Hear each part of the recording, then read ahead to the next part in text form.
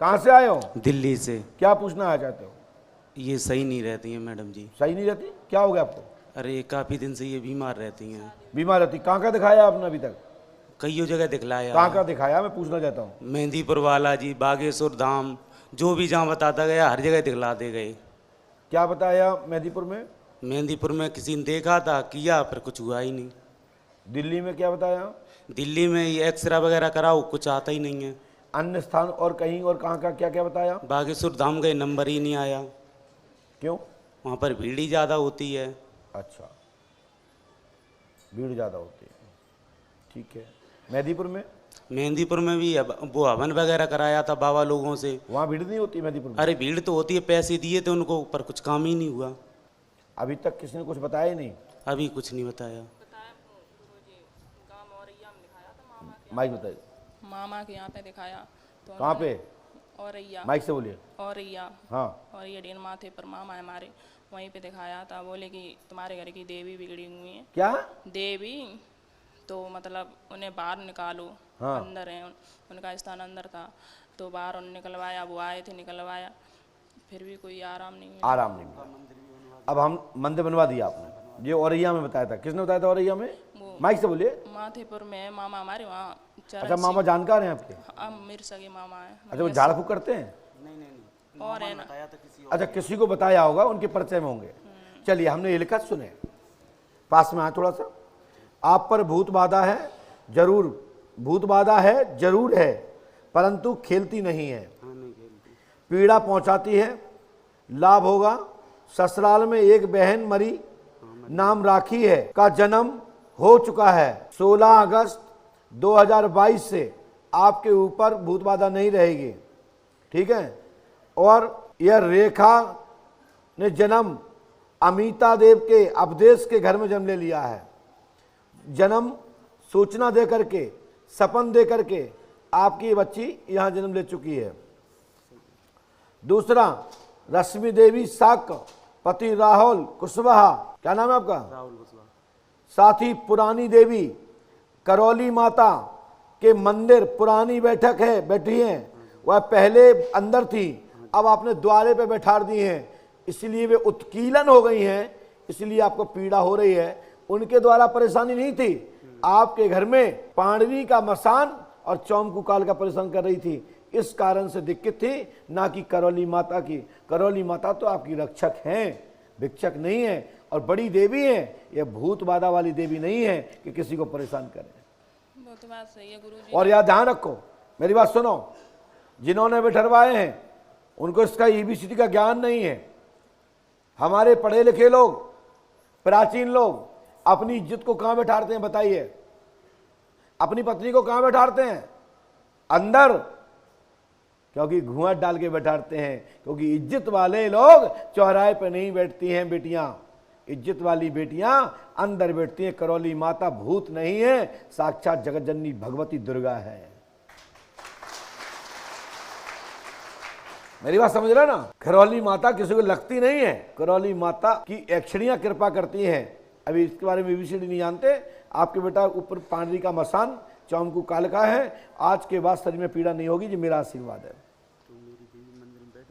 नहीं बैठी है, ना अंदर बैठी, ना बाहर बैठी, चली और गई। अब तुम यहाँ बैठे ना, हम तुम्हें खचोर के फेंक दें, तुम्हारा भी थोड़ा भी मान सम्मान होगा ना, तो तुम आओगे यहाँ, तुम पंगत खा रहे हो, कहीं भोजन कर रहे हो, तुम्हें पत्तल से उठा दिया जाए तो फिर तुम्हें भलाई कुर्सी बैठा रहे, तुम्हारा मन नहीं लगेगा भोजन करने में। बोलो, गलत कह रहे क्या? ऐसे ही प्राचीन देवी को आपने उखाड़ दिया है। हमने भी हनुमान जी पंडोकर सरकार की स्थापना की है ना, तो मूर्ति नहीं चिकाई है। मूर्ति चिकाने से प्रतिष्ठा खंडित हो जाती है, आसन खंडित हो जाती है। पंडोकर धाम में भी हजारों लाखों की भीड़ होती है। यहाँ अब पैसा लगता है, इसलिए यहाँ छन्ना लगा हुआ है।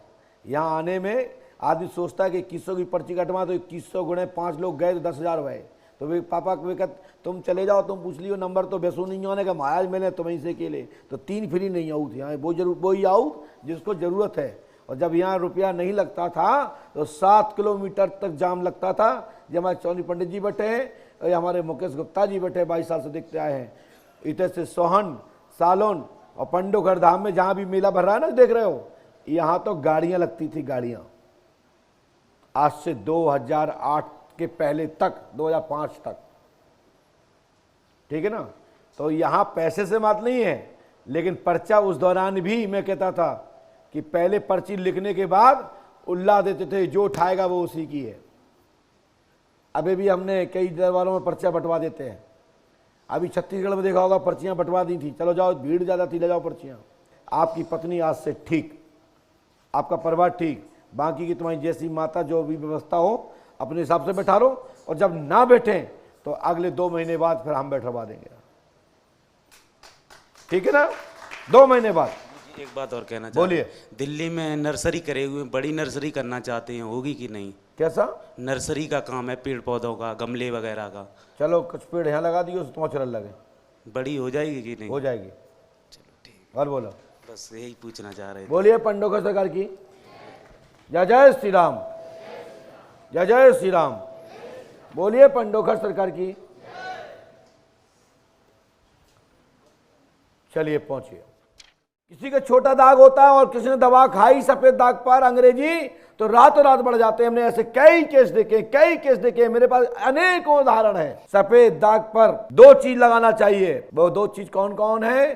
शंख में पानी भर के रख दो रात्रि में, सुबह वो शंख का पानी लगाओ, सफेद दागों में लाभ मिलेगा। ये हम बता रहे हैं, आप लोग सुन रहे हो, पूरा नेट सर्च कर लेना। अब जो भी आएगा आज की तारीख के बाद आएगा। पहले गुरुशरण पंडोघर सरकार की तरफ से घोषणा रहेगी, उसके बाद दूसरे तारीख में दूसरे की मिलेगी, चाहे दुनिया का कोई भी बना रहे। हम रटन तो होता है या किसी की नकल फकल नहीं बोलते हैं। और इसको मैं शास्त्र से, पुराण से प्रमाण करूंगा कि शंख में जल भर के रख दो रात्रि में, और सुबह वो जल उसको लगाएंगे, सफेद दाग ठीक हो जाएंगे। दूसरा, हमारे यहां दूसरी पद्धति है, उसके लिए मुकेश गुप्ता जी बताएंगे, वो हम माइक से नहीं बताएंगे।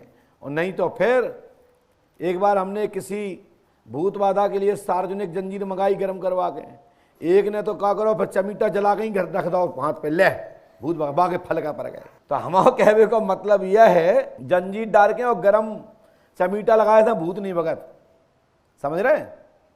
और ना हाथ की चुटकी दबाए से, ना जूड़ा खोले से। हमने 80% माता बहनों को देखी, भूत आए पहले बाद में, लेकिन पहले जूड़ा पहले खोलत।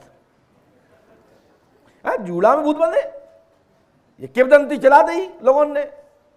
और जिन आदमी के जूड़ा ही नहीं होते क्या खोलत। हाँ, गांठ की परंपरा का एक रोग है, वो एक जगह मानने, मात्र जब बच्चा पेट में होता है और जब डिलीवरी का समय होता है तो कहते गांठ खोल दो, बच्चा का नला अटक जाएगा। एक लॉजिक है इसका, एक बहुत बड़ा महत्व है। पुरानी हमारी परंपरा में, आयुर्वेदिक पद्धति में इसका उदाहरण दिया गया है। अथर्ववेद के हवाले से मैं बोल रहा हूं, ठीक है ना। मात्र संतान जब होने वाली होती घर में, तब गांठें खुलवा दी जाती है। कोई सारा है, कुछ भी है, तो उसको उतार करके विसर्जित करा दिया जाता है। गले में ताबीज है, गंडा है, उसको खुलवा दिया जाता है। नहीं तो उसका क्या होगा कि बच्चा की नाल अटक जाएगी, कई बार जान भी जा सकती है। इसका एक लॉजिकल एक व्यवस्था है, ये पुरानी ऋषियों संतों की शोध है।